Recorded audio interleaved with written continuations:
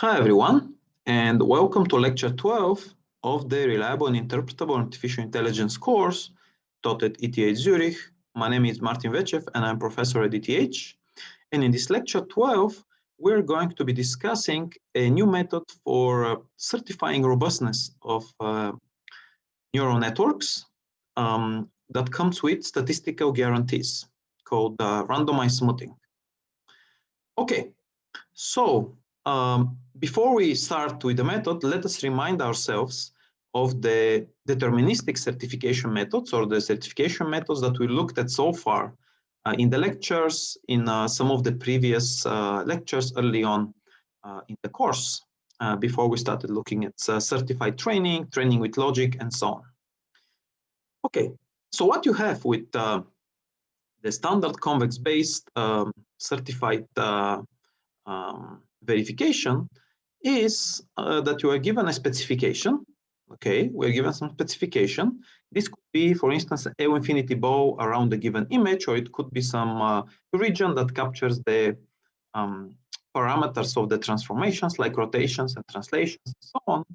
And then what we try to do is we try to push that symbolic region through the network for these abstract layers, these layers now which have abstract effects because they need to transform shapes rather than concrete values.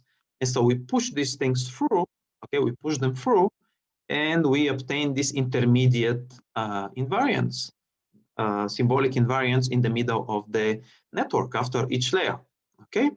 And so to balance precision and scalability, we looked at different kinds of convex relaxation. So for instance, the box convex relaxation, the deep poly relaxation, the zonotop relaxation, and each of them tries to balance this trade-off between how big networks it can scale versus how much it is actually able to prove, because these are necessarily incomplete methods, all right?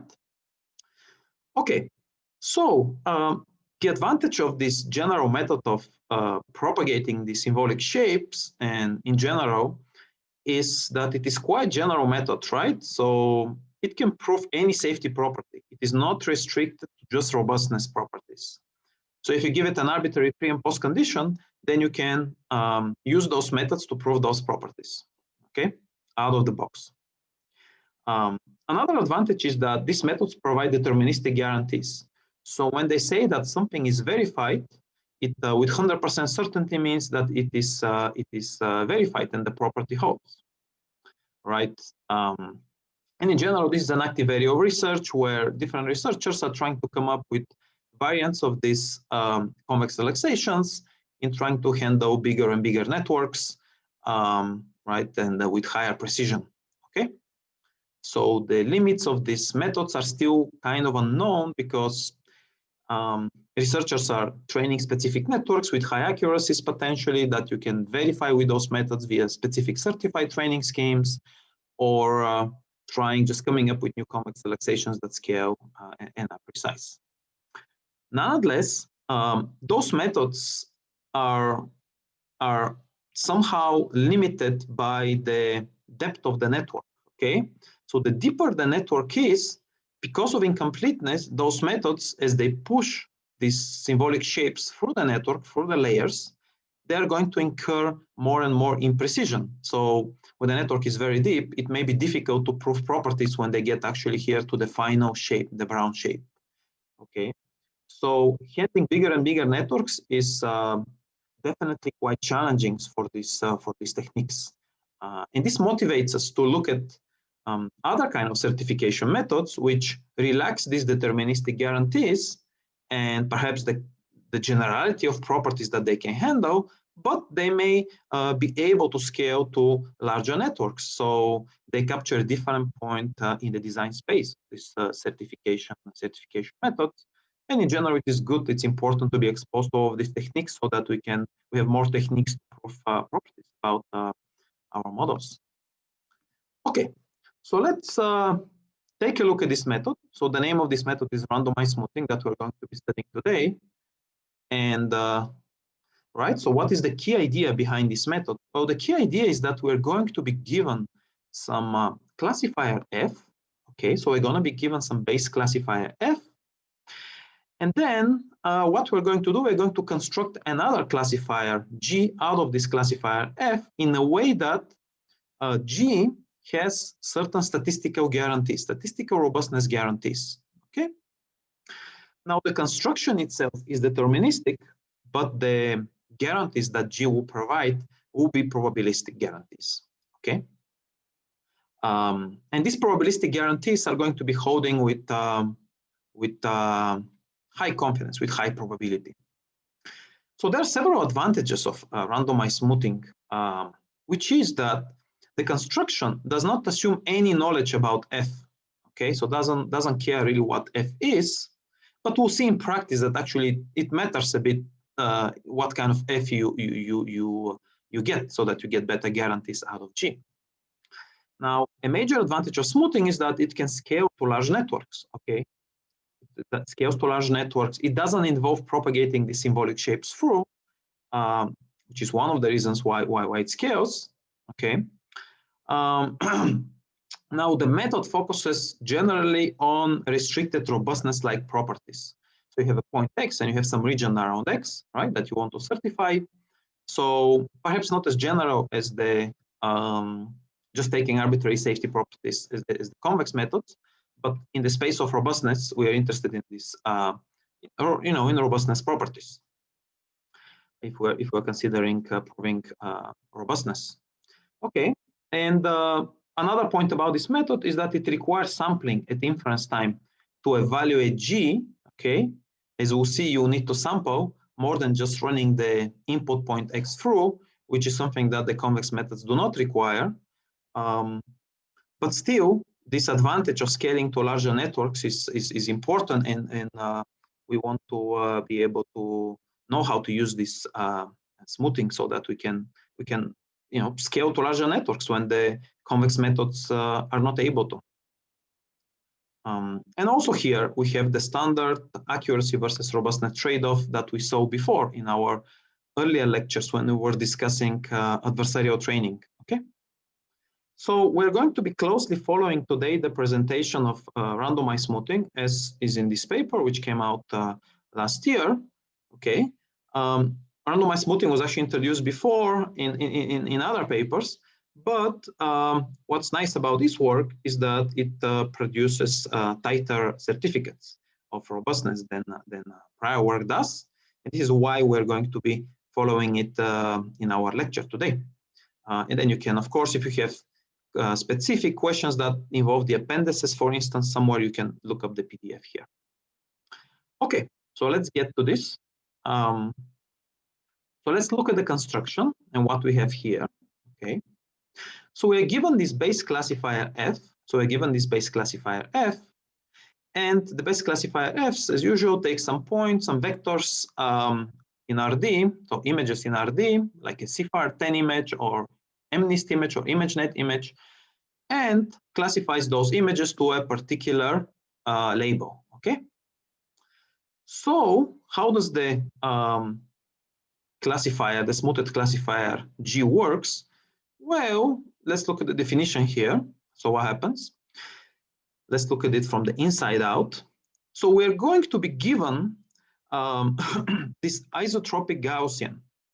Okay, isotropic Gaussian is just the Gaussian distribution here with mean 0 and the covariance matrix being the variance times the identity matrix. Okay, so we're going to be drawing noise. Epsilon is going to be distributed according to this isotropic Gaussian. So we're going to be drawing noise from this distribution. Okay, and then we're going to be invoking, so we are given an input X, okay, to the classifier, and then we're just going to be invoking our base classifier with this X, but with some noise added to this X, okay? Okay, fine. And then what are we going to be caring about here? Well, we want to know what the probability is of feeding X perturbed by this isotropic Gaussian noise is of producing some label C, okay? So we want to know how to do this, how to obtain this probability, okay? And our goal will be to find, okay, the label C. We're going to find some label, okay, some label that we return, searching among the label C inside this Y here, in the Y set, which gives us the highest probability. Okay, so it's going to give us the highest probability. We're going to find the label that gives you that has the highest probability when X is perturbed with this Gaussian noise. Okay. All right. Another way in which you can imagine this working is if you have the Gaussian distribution with the mean being X and the variance being sigma squared, you are trying to find the label which has the highest measure under that distribution. Okay. So if you take the region under that distribution which has the highest measure, you return that label. Okay.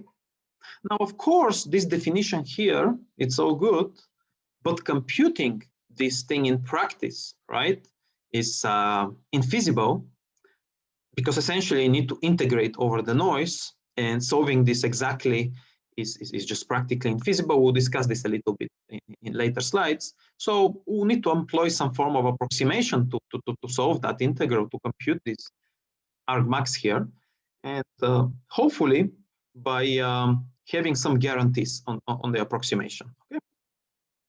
But this is the definition of G of X, and this the standard deviation sigma here, okay, controls the amount of noise that you introduce. So the larger sigma is, the more noise you will introduce.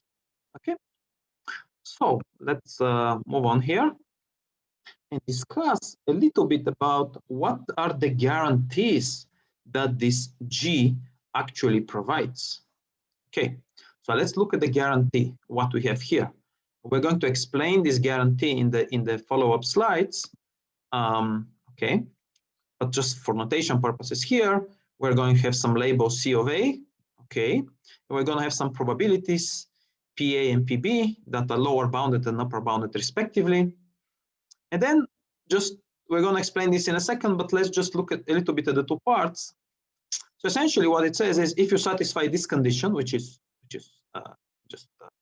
trivial, then what the important part is here is that from the Gaussian noise that you introduce, you can obtain a certification radius.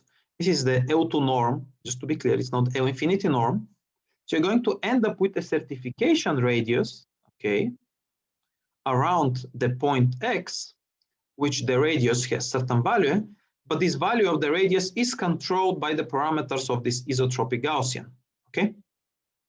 So we're gonna look at this, what exactly this is in a second, but the important thing is that from that isotropic Gaussian and the standard deviation sigma, we can derive essentially a certified radius around the point X, okay? So let's look at in the next slides to see the components of this guarantee so that we can understand it better, because we are going to be needing this theorem that is proved in the paper in more detail, and we are going to look at the proofs of this theorem in the exercise. Okay. So let's look at it a little bit, what is happening here, and break down this theorem. It's actually not that bad.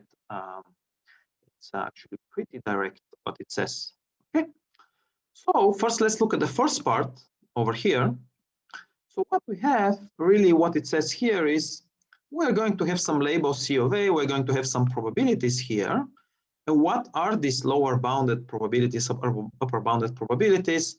What it really says is, first of all, you know, what this whole line here says is, first of all, let C of A is going to be the most likely class, okay?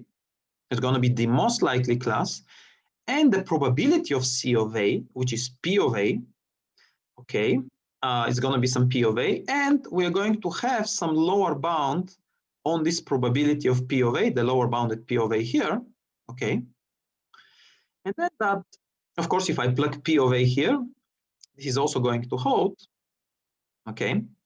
And then this lower bound on the P of A, okay, I want that to be greater than, kind of obviously, to the upper bound of the next highest label, C of B, okay? That's what this really thing here says. Let's just take the probability of the next highest label, okay? So this is the probability of the next highest label, P of B, okay? And let's just take an upper bound of that probability. Maybe we'll take a value that is slightly greater than P of B. Of course, if you plug in P of B here for the upper bound at P of B, we would still get a valid constraint here. So all we just want to say is that, well, let's take the most likely class C of A. Let's take a lower bound on its actual probability, okay? Let's take an upper bound on the probability of the next best class. Here is the next best, the probability of the next best class. And that's all it says, okay? So of course you can instantiate this here with just P of A and PB, but we need this underscore PA and, lower bound on the P of A and upper bound on the P of B because we're going to be estimating those later. So that's why we write it like this right now. Okay, and this is what this says. This is a lower bound on the true highest probability P of A, and this is an upper bound on the true second highest probability P of B. Okay, so let's say that you can obtain that, which sounds reasonable. Okay.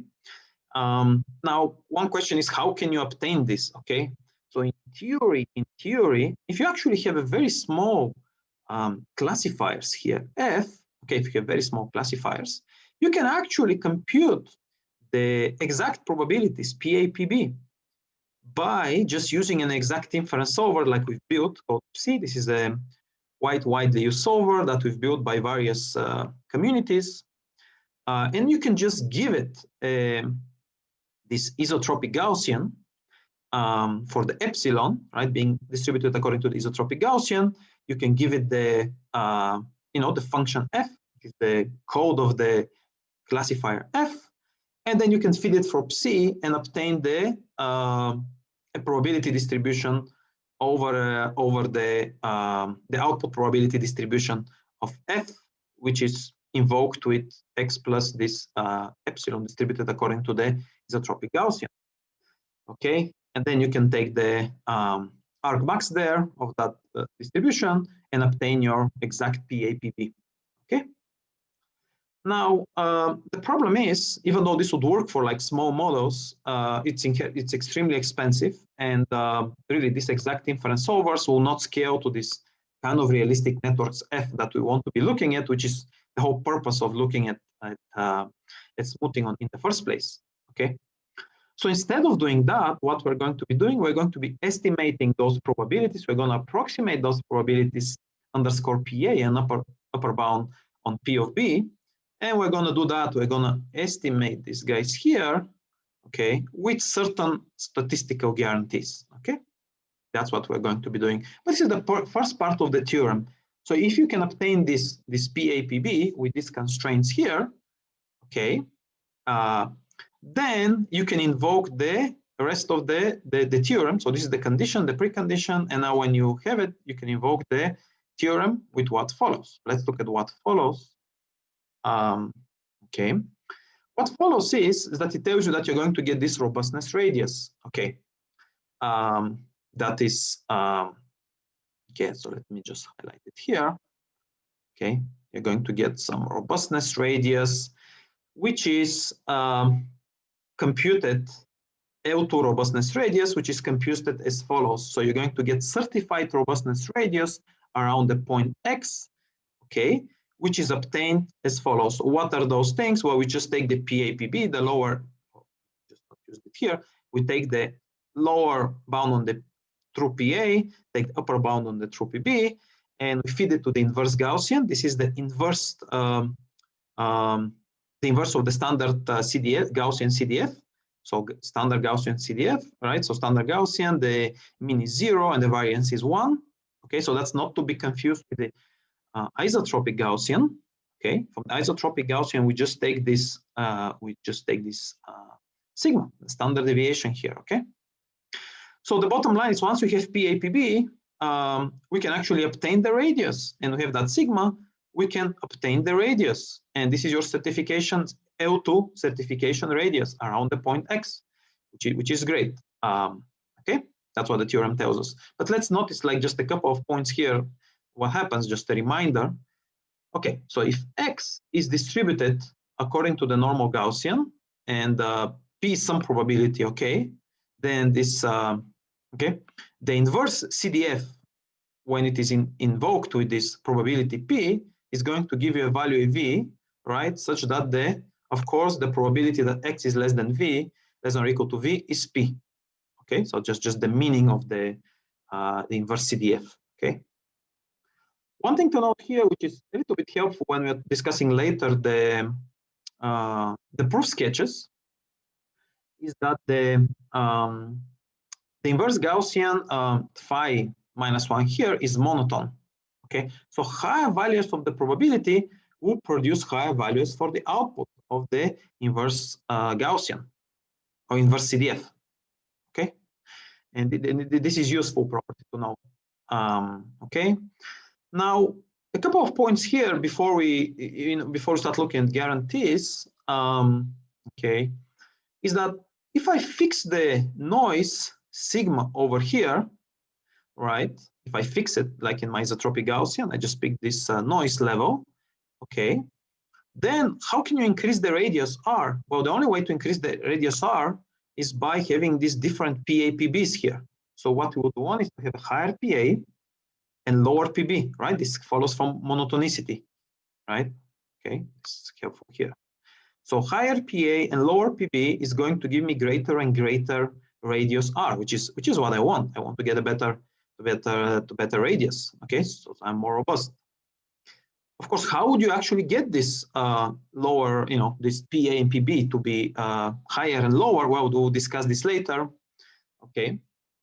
One point is here that you probably already imagine is that the underlying classifier F cannot be, exactly ignored and treated independently of the whole thing. It really should be pre-trained to perform well under Gaussian noise. Well, what does well mean? Well, it means that it gives you the highest label, right, with the as high probability as possible, because you'll be needing these probabilities over here when you need this P of A. Okay, so pre-training F to perform well under the under Gaussian noise, so to give you the same label with high probability as just F of X, that's important to get good values for PA/PB, so that you get better radius, okay, for fixed noise level sigma. Okay. Another question you may have is, well, another way, of course, to increase the radius. Okay, so this part here relates to this over here. But another way to increase the radius is to increase the noise. We can just increase the noise over here. Okay, if you increase the noise, of course, you start increasing this R here, okay? But it can actually reduce the accuracy, okay? We'll discuss this later. And the reason why it may reduce the accuracy is that you just have more and more, there could be, for instance, more labels that get closer in probability to, or even higher probability than the label that you have in your test set, because you just induce more and more garbage around X. So that's a point that we're going to be discussing a little bit in more detail later. So you need to be careful with increasing the noise too much here. It looks enticing to get a bigger radius, but actually you may start increasing the accuracy and even getting these two probabilities to be close, which may lead to inaccuracy in this method as we'll see later. Okay, so this is just a couple of points for you about just a reminder what the inverse CDF gives you and how to actually increase the radius, which is what you care about. And this increasing the radius we'll discuss a little bit more also later. Okay, so just you should play around a little bit with this. This is the inverse. This is the CDF of the normal Gaussian distribution with mean 0 and variance 1. And I just wanted to make a couple of quick points here, just so that you get a bit of intuition about this shape, about this expression over here. Okay. So on the first side, somebody can say, well, why is this expression not not, maybe it can even be negative, right?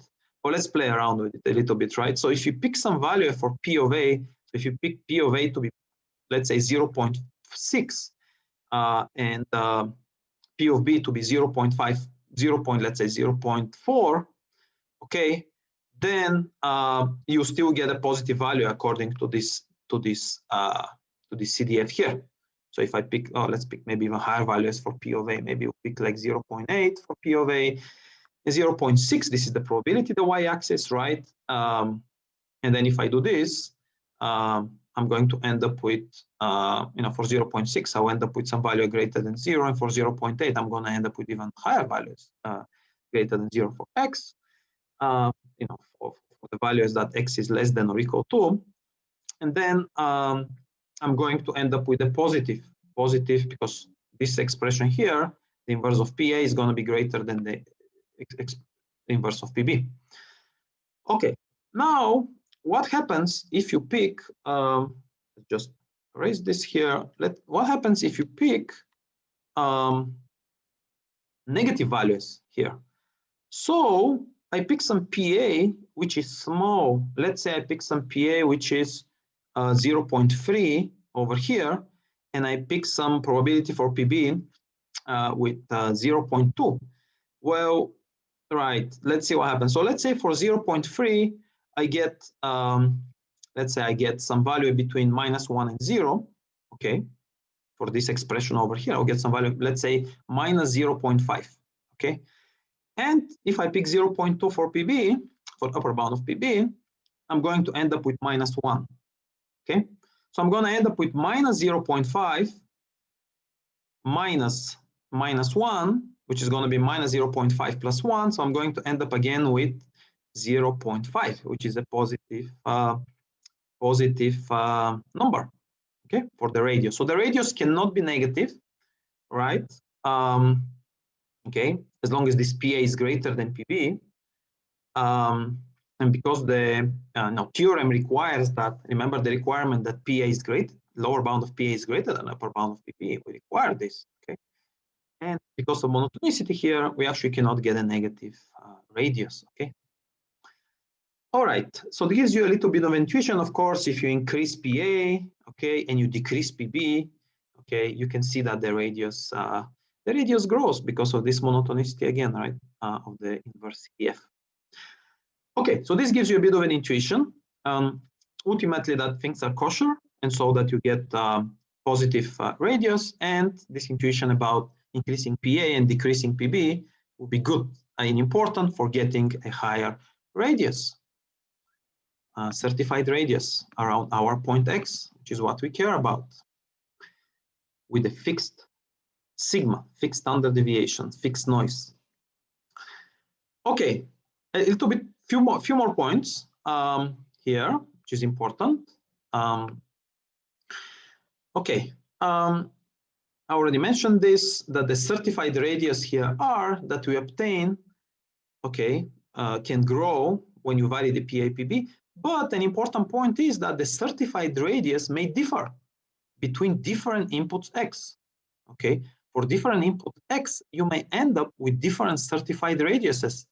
And the reason why you may end up with different certified radiuses is because these PAs, and PBs for different points are different. And so your radius that you get may be different for one X versus another X. Okay. Now, naturally, this gets to the question of how do we actually, given that we get different radiuses may get different radiuses for the certified radiuses for different points. Okay, and still remember we're talking about L2 norms here. In the exercise, there's going to be an exercise which shows you how to convert the L2 norm to the L infinity norm. So if you get bounds for the L2 norm, you can get bounds for the L infinity norm. Okay, so don't worry so much about the L2 here. Okay, now because for different X's we may get different radiuses, the question is how do we actually measure the certified accuracy of our G of X, of our model? And so what you do is the following, okay? So let's say we pick a target radius T. So if you remember in our discussion so far, so maybe in the case of CFAR10 would pick a radius of 8 out of 255. Or in the MNIST would pick a radius t equal to 0.1 or radius t equal to 0.3. And all we're going to do is we're just going to count the number of points in the test set. We're just going to look at those points in the test set whose certified radius, and remember they may have different certified radius, is greater than or equal to t. And if it is greater than or equal to t, we're going to count the point, right? We're going to count this point and further the point, because we also care for the correct label in our test set. You know, we want the predicted label CA that we get right here, the CA, okay, that G predicts. We want to make sure that this matches the label in the test set. So if the certified radius is greater than or equal to t for the given x, okay, in the test set, and the C of A, the predicted label that G predicts for x, is the same as in the test set, we're going to count this as you know, a successful point. And if either of these two conditions don't hold, we're not going to count it as a successful point. So that's how we can compute our certified accuracy percent. Okay. Of course, if you get higher and higher radiuses as t, there will be fewer and fewer points which actually satisfy this condition, you know, that our certified radius is greater than or equal to t. Okay. Now, the standard accuracy is just, we don't care about the certified radius. So basically it would be t equal to 0, but we still, of course, care about that the label matches what's in the test set. So you can just take that procedure and just instantiate standard accuracy by taking the t, the target certified radius being 0. So we can that way compute our standard accuracy. Okay. Okay. So this gives you a little bit of a understanding that different labels, different inputs may get different certified radiuses, and then we need to take that into account when we're computing the certified accuracy and the standard accuracy. Okay. So now we discussed this idealized setting where we can compute the PA-PB or the lower bound on the PA and the upper bound on PB, and we have the true label C of A. Okay. In practice, that's difficult to actually get this, or impossible essentially.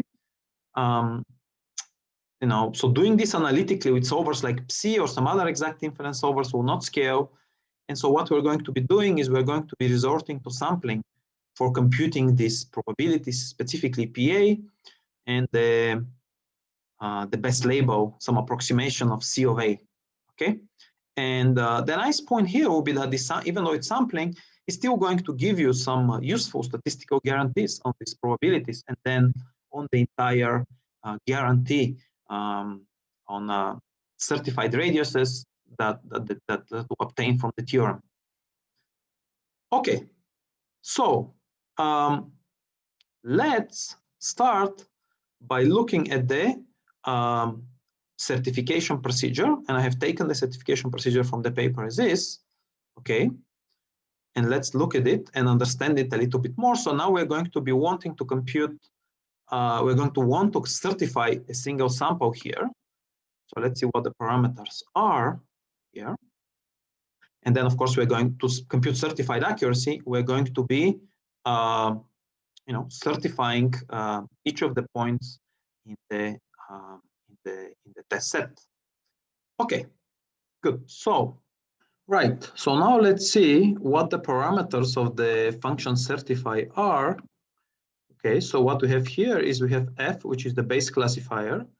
We have sigma, which is the noise that we're going to introduce. We have X, which is the input image, and we have N0, which will be some number of samples that we'll take.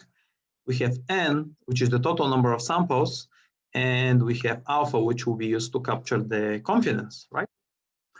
Okay, and so one thing to note here before we proceed into the entire function of the certification is that this part over here, okay, this part over here is essentially going to determine the top class of the highest class, the highest label from the samples that we take. and we're just going to you're going to take sampling twice. In the first one, we're going to determine the highest label, and in the second we're going to determine we're going to avoid this selection bias, we're going to be sampling with a greater number of samples and 0. Okay, so let's take a look at what this sample under noise does, which is pretty much what you would expect to happen here, right? So what we have is the sampling under noise is going to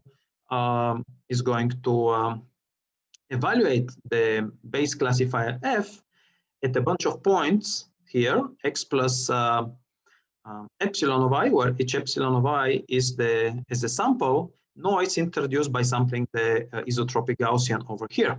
Okay, and this will return a dictionary, a map from the labels to their corresponding counts. All right, so this is what this does. So it does n samples. So here we're going to do n0 samples, and here we're going to do n samples. All right, so once we update the samples, we need to decide what is the probability of this top class that we've observed, and what are the lower bounds on this probability, and then decide whether to return this label or not. So let's look at this a little bit. Okay, so what we have here is we have the following function, this lower confidence bounds function, which takes the total number of samples that you have where you predicted the top rank class CA hat, the total number of samples, and some confidence, some probability here. So typically alpha is very small, something like 0.001, and so you end up with essentially a very high confidence on your lower bound prediction for the probability A of the label C of A hat. So let's just look at this function for a second. So what does it do?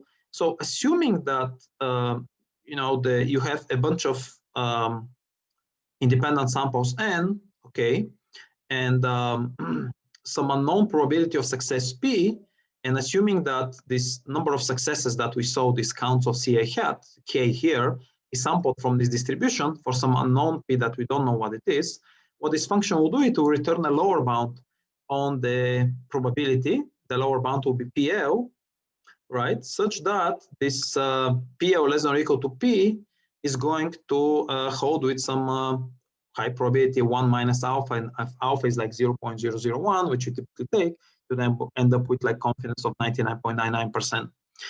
All right, and so what it does is it finds a lower bound here on the true probability P of A, which is what we want to have from the samples that we've observed with high confidence. Okay.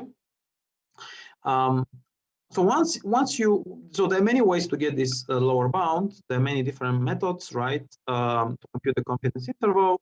The paper uses this Klopper-Pearson bound, but there are different ones. So now, once you have obtained this lower bound, you need to decide whether to make a prediction. Okay. So let's take a look at that. And so what happens here is you decide to make a prediction when your probability is the lower bound is greater than 1/2, because then you know that the label that you are predicting, the C of A hat, is going to be you're going to be confident in predicting this label. Okay, its probability is going to be greater than any other probability. Okay, and then interestingly, you're going to predict this with the following certified radius over here, which we're going to derive in a second. Now, to derive this radius and to anyway obtain to invoke our theorem with the guarantees, to plug in these guarantees, that robustness guarantees theorem that we looked at earlier, what we're going to be doing is, first we're going to we need the P of A lower bound of P of A and an upper bound of P of B. So what we're going to do is let us set the upper bound of P of B to be 1 minus the lower bound of P of A. This is not a tightest bound possible, but it's certainly an upper bound on P of B.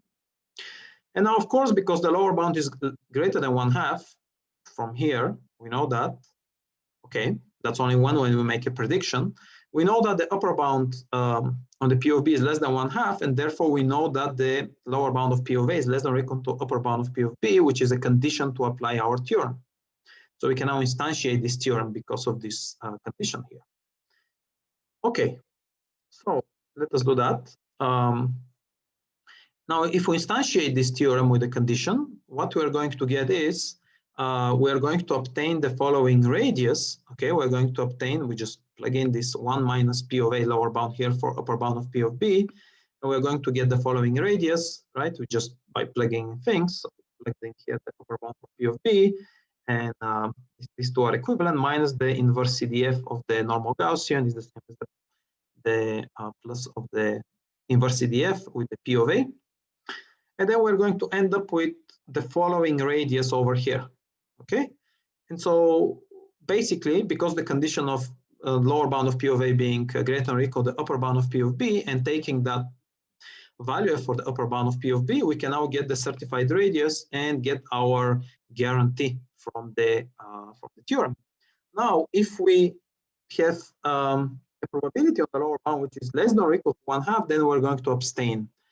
And if we abstain, of course, in certification, this is going to be counted as a wrong label from the test set. So it's going to be an incorrect prediction and our certified accuracy will drop.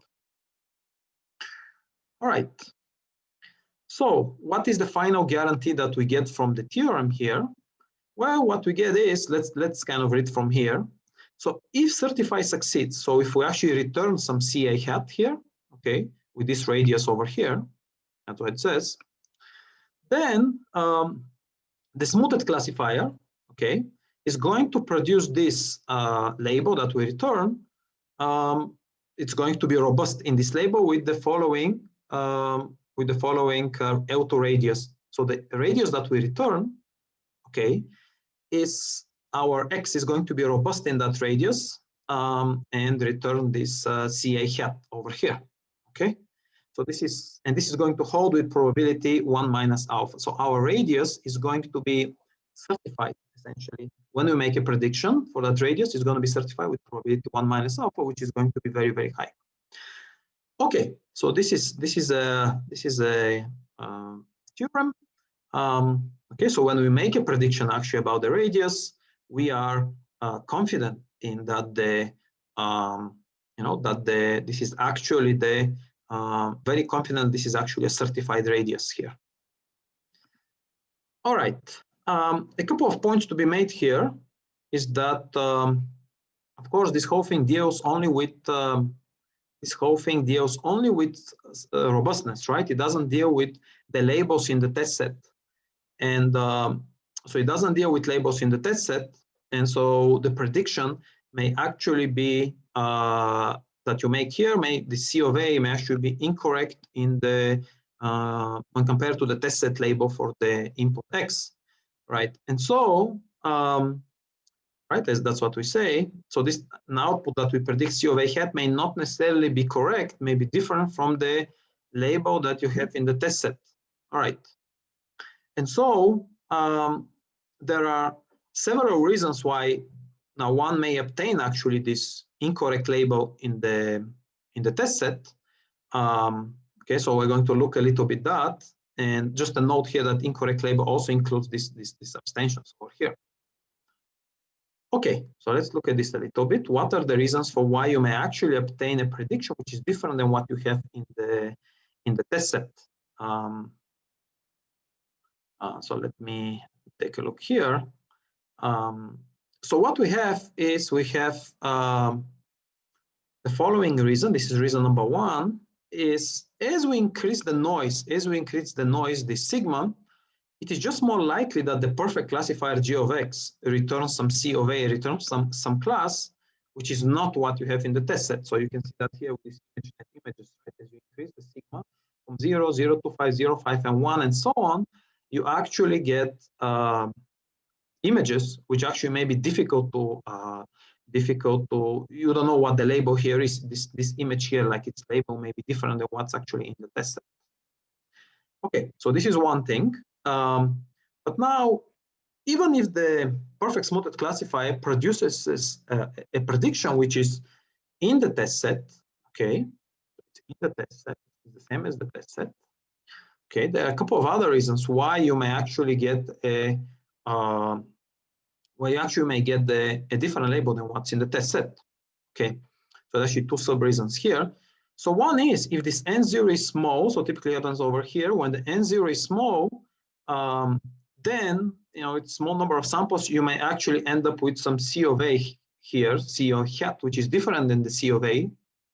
And when you then correspondingly you compute the this probability, this lower bounds on the probability here, then if you're doing this, then you may you're likely going to end up very likely with something which is not greater than 1/2. Okay, so that can happen. And further, it is possible that this can happen also because this true probability PA and the next best probability PB, let's say, okay, are very similar.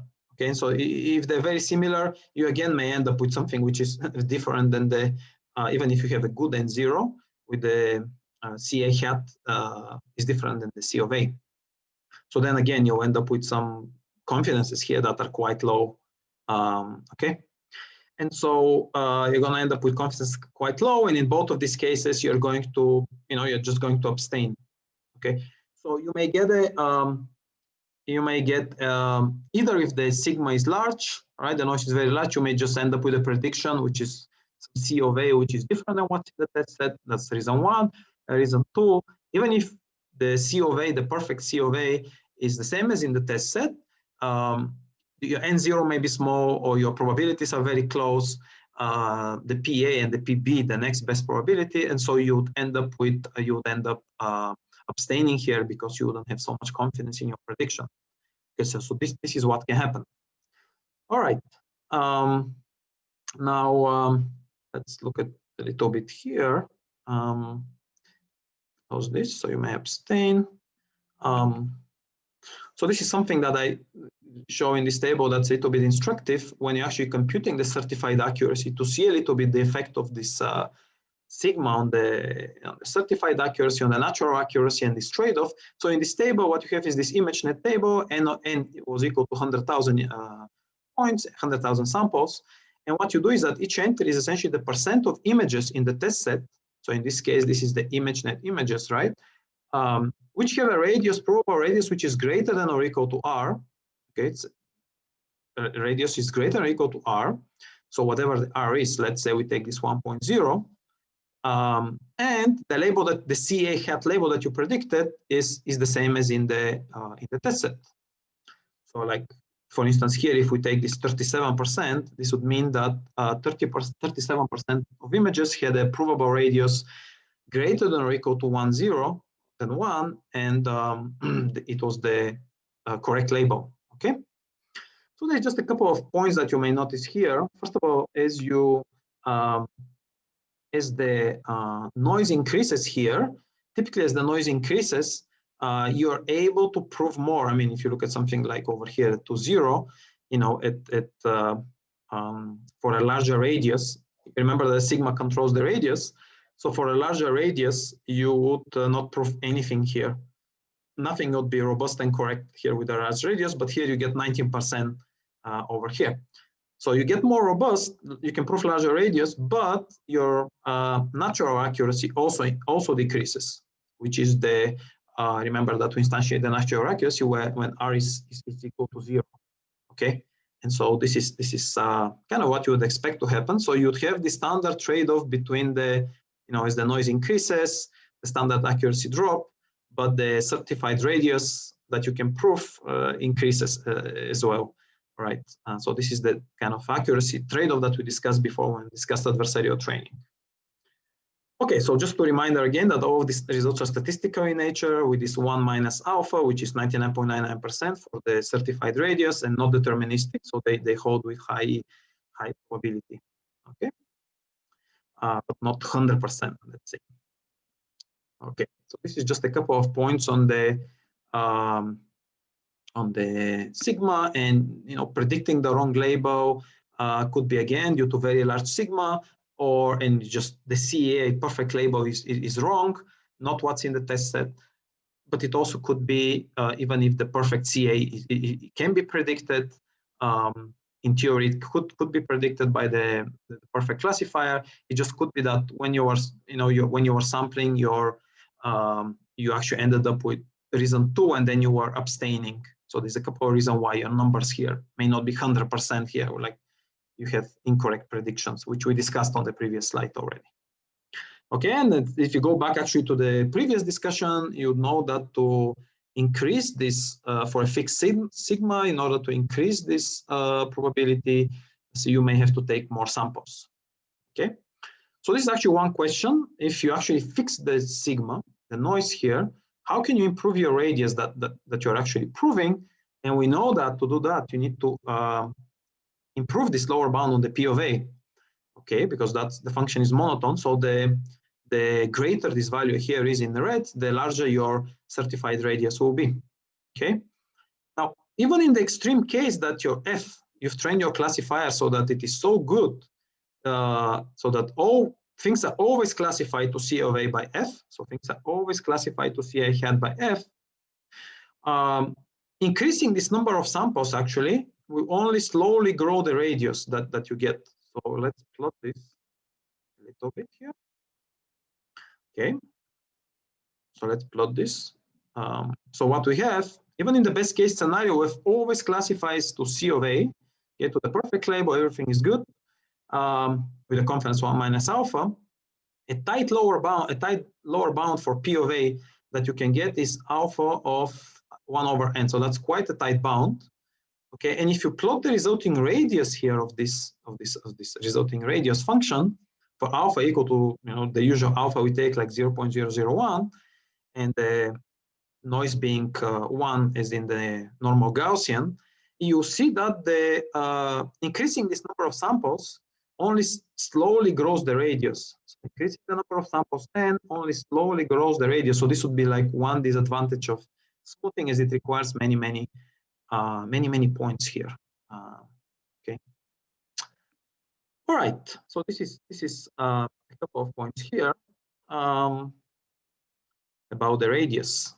Okay, so regardless, once you have certified the classifier on the test set, whether you did this exactly, whether you did this with sampling, we discussed sampling so far, you actually need to use this classifier at the inference time. So again, we're going to resort to sampling because we cannot evaluate the classifier exactly. So let's just see a couple of points here. How do we actually use it at inference time?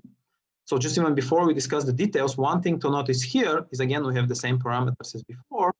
Okay, and again, we're sampling. So one thing to notice that you need additional work at inference time. So more work will be needed at inference time, which can actually be potentially expensive. Okay, so this is something you don't need for the convex methods. You just run your point through.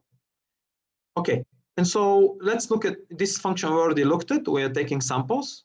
And so how does predict work? So it just samples and it just takes the top 2 labels and their corresponding counts over here. Okay, and now the interesting part is this decision-making procedure over here, which is going to decide whether you want to make a decision or not. Okay, so this is one question.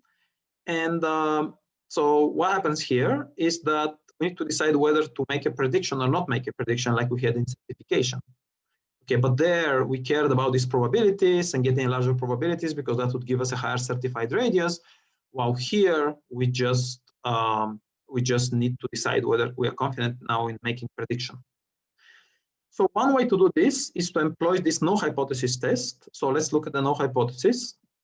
So the null hypothesis says that in this case, that the true probability of success of a Bernoulli trial is Q. So this is our hypothesis, and we're going to aim to reject this hypothesis, okay? So if we actually instantiate the null hypothesis in our case, okay, if we instantiate it, this is going to be that the true probability of success, that is of F returning the CI hat, okay, is going to be Q equal to 0.5. So we're going to instantiate Q with 0.5. So essentially it would mean that the classes are indistinguishable. The CA class and the CB class, if you have binary classification, or the CA class and the sum of all the other classes that you have there. Okay, so this is one test that we make, and we're going to aim to reject this hypothesis. Okay, and so there is this function here, binomial p-value, essentially returns you a p-value. Okay, p-value probability, some confidence, best to think of it as confidence of the null hypothesis holding. Okay, and so this function is going to evaluate this. It's going to be evaluated on n samples over here, statistically independent samples with I successes, just like we did before when we did certification. And it's going to give us some p-value. Okay, and we are going to reject this p-value. Okay, the p-value that we get, we're only going to we're going to check this p-value whether this p-value is less than some threshold alpha, so some low value like 0.001, and only if it is less than or equal to this value alpha, then we're going to make a prediction. We're going to reject the null hypothesis. So we reject the null hypothesis only when the alpha were less than this value, the small value of 0.001, let's say. Otherwise, we're going to accept the null hypothesis and essentially say, well, no, the null hypothesis holds, so we're going to abstain. Okay. So, as I say in the next slide, I think this is what I said already, but if you have a small alpha, if the alpha is small, okay, it's a small value, then you more often accept the null hypothesis and abstain. Okay, because you are trying to be very, very sure when you're rejecting the null hypothesis, but you'll be more confident in the prediction when you're actually making a prediction. Okay. If the alpha is higher, if you get bigger values of alpha, then you'll be make predictions more often, but you may make more mistakes. Okay, so this is what happens at inference time, and the main thing here is that you have to do work by having more samples and than just a single sample like we have in the normal inference. Okay, so a couple of points about the guarantees that you get. So the guarantees that you get here is that, so we care in the case when we are not abstaining and we're making a prediction. So the probability that I'm not abstaining and making the wrong prediction, the joint probability of these two events happening, right, is going to be at most A, at most alpha, most this alpha over here. Okay. So we're going to return the wrong class, Ci hat not equal to C of A, okay, with probability at most alpha. And then, okay, so this is not, we know when we are wrong, like what is the probability essentially of being wrong. This is a small proof sketch here, how it goes. So this is the probability that we're interested in understanding. We're making the wrong prediction, we're not abstaining. Well, when you expand the formula for the joint probability, you get the following expansion. This is standard. And if you drop this probability here, you're just going to get an upper bound over here. You're going to get an upper bound over here. Of course, if this probability is actually very small, right, then you're not going to have a very tight upper bound, or not very tight upper bound over here.